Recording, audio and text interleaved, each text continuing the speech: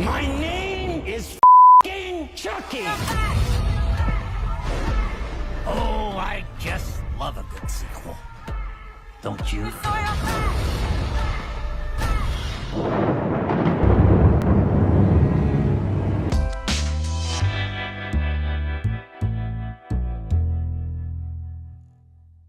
Hi, I'm doing very good. So I'm Tyler Nichols from JoBlo.com, and this is an absolute pleasure. You are an absolute legend, Miss Tilly. So thank you for talking with me today. Thank you. We love JoBlo. Well, and so what did you personally find more difficult? Starting the first season during the pandemic or resuming the third season after the writers and actors strike? Oh my gosh, we've had the worst luck. The first season in the pandemic, and I had to quarantine for 14 days, everybody wearing a mask. Second season, also everyone wearing a mask. Third season, the first half, the writer's strike had happened. So Don Mancini was not allowed on the set. There was a lot of loose ends, like he's always writing, that we could not fix, you know?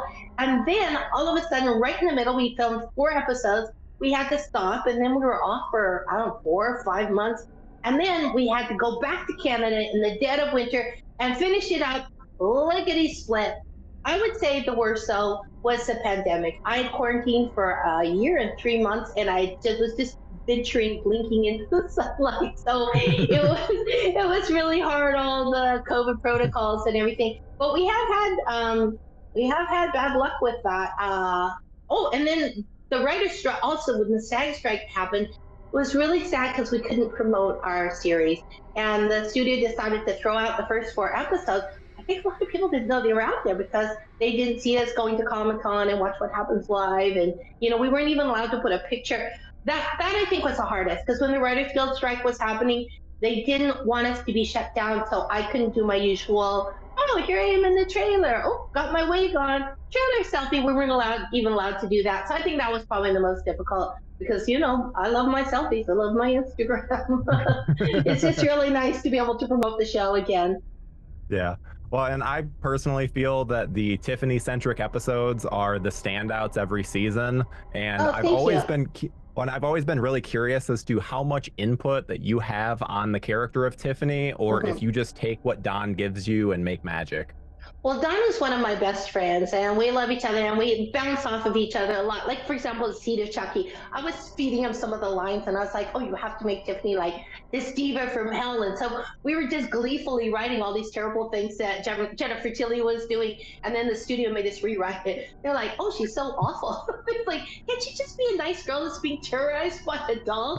So Don loves his script. He's got a great group of writers, and I always have to kind of fight him tooth for nail. Sometimes I will pitch things a lot of times. Like I'll put in some jokes or whatever, and then it's usually okay. Now can you do it the way I wrote it, please? But then a lot of times he'll look at it and then he'll say, no, that joke was actually pretty good. So he loves my input. A lot of times he likes that Tiffany, she's sort of insouciant. She's kind of a smart ass. He likes that element in it, so he does let me improvise. But the script is also so great. And also when I get the character, I do a lot of my own. Like I bring a lot of my own clothes. I have a lot of input into how Tiffany's presented. Like when she's going down the Green Mile, I was like, oh my God, can I have like a long black veil that drags on the ground? And Don was like, great. Not like, wow, where's she gonna get a long black veil in jail? And then the costumer also goes, I know where I can get some fabric. So I actually really love that shot, which you see in the trailer, where she's going to her execution down the Green Mile. It's just very, very dramatic. And Tiffany always has an inherent sense of the dramatic. And I love this season when I looked at the script, because I usually send 2 giant suitcases of all my most glittery clothes off to Toronto. She only had a scene in the courtroom where it said she's wearing a demure suit. And then it said that she's in I was like, I'm in a uniform. Like pretty much the whole season I was like, this will be easy. Didn't even send a suitcase. And then I got there and I found out that Don's like, no, what demure uniform? She's Tiffany. So now you see me on this stand in a glittery red dress and a feather boa. The boa was mine. And then he said, and then she enchants the guards, and then she doesn't have to wear a uniform anymore, and she gets to wear all her fun clothes. But I just love it. It's like it's a show about a doll that kills people. Why can't Tiffany wear red stilettos in jail? I don't see why not. But I did do a little mood board of, all those 60s like exploitational movies like women in, for women behind bars, those sort of pseudo lesbianic, they're tearing each other's hair out. And so that's where I wanted them to really shorten my uniform and make it very low cut. And Don agreed that there's a comic book element to Tiffany, that she gets away with a lot of stuff that nobody else does. When you see the acting from the kids and some of the other characters, it's very hyper realistic. We have like brilliant young actors, and it's very real. And somehow it works that Tiffany comes in from this entire other universe, like some like crazed drag queen, goth girl, and it somehow works with the very naturalistic, beautiful coming of age story that he's weaving around the two leads, Jake and Devon. Well, and I imagine that level of trust must be very freeing for you as an actor. So it really is. I adore Don. Everybody does. Like, we have the greatest crew and cinematographer, the actors. Third season, nobody's fighting. It's just a big love fest. We're all like, oh, who's gonna send donuts to the set today? And it's just everybody loves what they're doing, and I think it shows in the finished product. well, and you've been with the series for a very long time, so I have Mhm. to ask you, since it's what everyone's talking about it, what's your opinion on Chucky potentially going to space? Well, Don was saying it sort of facetiously, but it would be really awesome. I would love to see Chucky kind of bouncing around in zero gravity. Space is a very movies about space. They're very chilly, and it's a very kind of horrifying, terrifying place. Like, you don't really know what's out there. But I don't only want Chucky to go to space if Tiffany can come to space with him as well. But we're all always pitching Chucky in Hawaii because we're thinking, oh, it'd be so fun to film in Hawaii. Space sounds like a soundstage on the back of the universe a lot. Not so much fun. Although we do all our filming in Toronto, so it would be a soundstage in Toronto. But I think that it would definitely be a great location for some exotic storylines for sure. So, well, and also in your ideal world, does Chucky wrap up his story on TV or in a movie? Oh, I love doing the series. I just want the series to go on forever. I don't think he's ever going to wrap up his. I don't think he's ever going to wrap up his story. I think. I don't think he ever is. I think Don has a deal for television series and also movies. I think there will be more movies in the future. I somehow feel like 40 years from now, when I have left this planet, there's still going to be Chucky. Maybe there'll be a Chucky cartoon like the Flintstones, but there is still going to be Chucky because, as Tiffany says, he's a cockroach. He will never die. Well, that's a great way to end it. Thank you so much for talking with me today. Thank you. It's great talking to you, too. Spirits are trying to warn you about Chucky. He's dying for good this time. He's the only one who knows where my sister is. We have to hurry. Chucky's out for blood. So, what did you guys find more difficult, starting the first season during the pandemic or resuming the third season after the writers and actors strike? That's a good question. For me, definitely pandemic.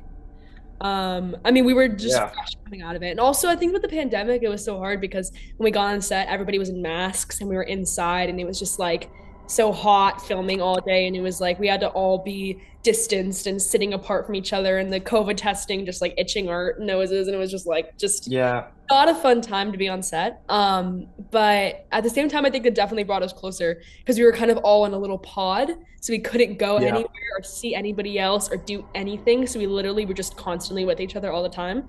So I think it was a blessing and a curse, but definitely pandemic was harder. Yeah. And with like this set, I mean, sets usually feel like a whole family thing, but because everybody had their masks on, you didn't really get to learn. And especially after when season 3 was rolling out or coming around, that we actually got to see people's faces, and it's so different than what I expected. We were all pleasantly surprised. But we had to relearn everybody's names at that point because and I'm already bad with names already, so that was a whole ordeal. But yeah, it was definitely filming with the pandemic was a lot more difficult than coming back, I would say. Yes. So I guess too, so you three have grown so much as actors during the series, and it seems like you've developed quite the bond. Can you talk about what it means to go through this journey together as such a tight-knit group? I mean, it was so much fun. I mean, I think that I keep saying it, the one thing that has kept stable with the show throughout the 3 years, everything else is changing, everybody else is dying, everything is going crazy, but we always stay stable. And like our three little relationship in the show is always the one stable thing for our characters too. So I think that definitely comes through in our real life relationships too. And it just feels like we started yesterday. It feels like no time's passed, and it's so scary. But yeah, I mean, it's been great. I mean, we've kind of grown up together in a way. So it's been really fun. We've all had a very crafted, close bond on set and off set. But I was lucky enough to see some of the episodes without the effects work, and it's quite incredible to see the puppeteers It's a whole on different set show. with you guys. It really, really is. And so has it gotten to the point for you guys where you can easily ignore the puppeteers or yeah. So they do such a good job with the doll that it's not even like you're working with people. The only, doll is so lifelike. The only hard part is that sometimes the puppeteers be cracking jokes mid-scene. I'm like, oh yeah, I have to stop myself from laughing. Yeah. That's the only hard part, I guess, if that's not even a bad thing. But yeah, it's super cool work seeing them work, and super easy. I don't know. I can just, because Chucky is so lifelike, it's like basically just a person. Yeah. The green suits just disappear.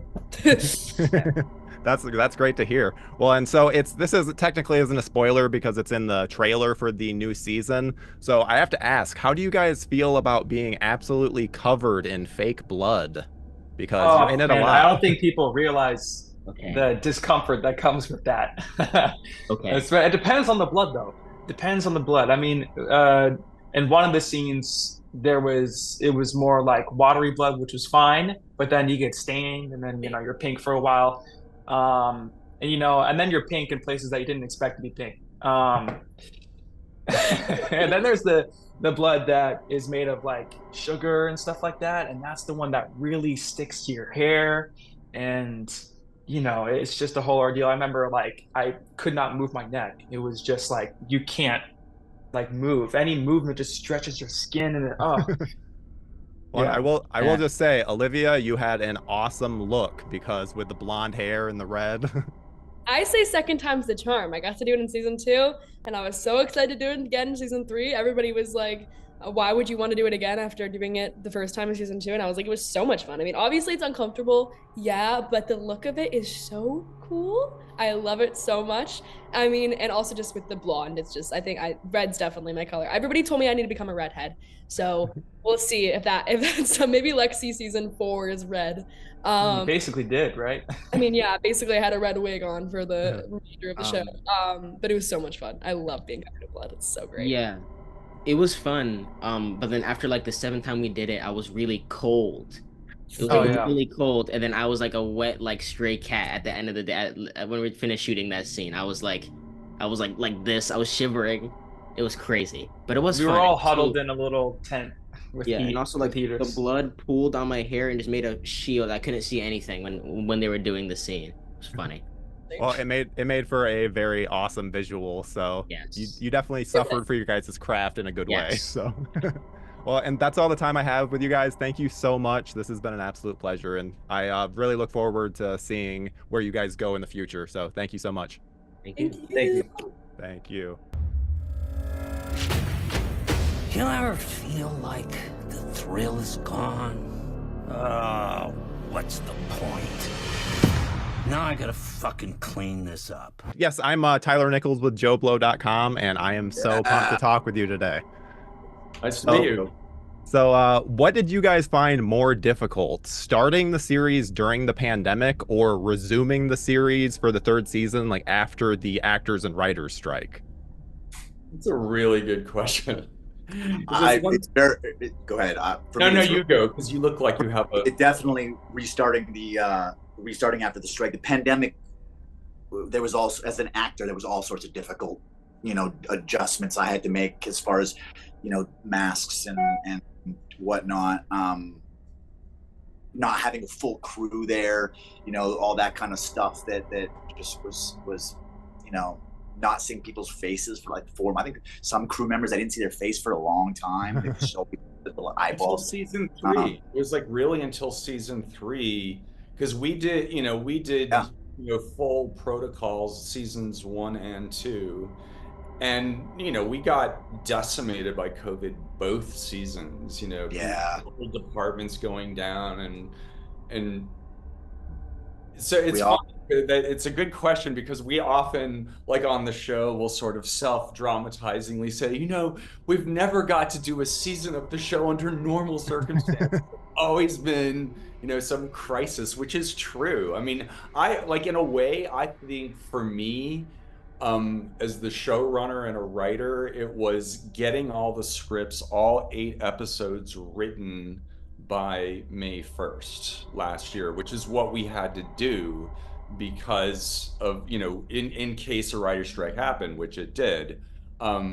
So it was, only through the, hard work and talent of my fellow writers in the writer's room that, that we got it done. But it was hard. It was really nice coming back and having Don back. Like, it was nice to see him on set again. It was nice to have his feedback. Sometimes, it was definitely coming back. For me, it was easier. Yeah. Well, and Devon, I have to ask. Yeah. Sorry, go ahead. Well, and I have to ask you too, since this series has been such an absolute whirlwind for you, you've died multiple times and come back as different characters. Can you talk about the advantages of being able to show up on the same set but inhabit a completely different character each time? Tyler, have you seen the last 4 eps? Yes, I have. I'm trying to avoid any of those kinds of spoilers. Oh, I'm sorry. The question But is, you know where he goes. Sorry. Yes. I'm aware of where his character ends up. I never really think about it. I just go to set in sometimes different wardrobes and different hairstyles and with different written dialogue, in different situations, and it just kind of all just happens. It's just it's just really easy to kind of get into. I think this other part of season 3 is the most fun I've had with a character. I think it was just it was wild and crazy and all the stuff that was going around in the elevator and yeah, and I mean, I guess we can skirt around what it is. You can see it in the trailer. What was it like to be completely covered in essentially a bloodbath for this season? For a day, I felt like I was in a Kubrick film. Like, it was just like I felt very Kubricky. You know what I mean? It was this. At one point, I was just in the blood up to my eyes.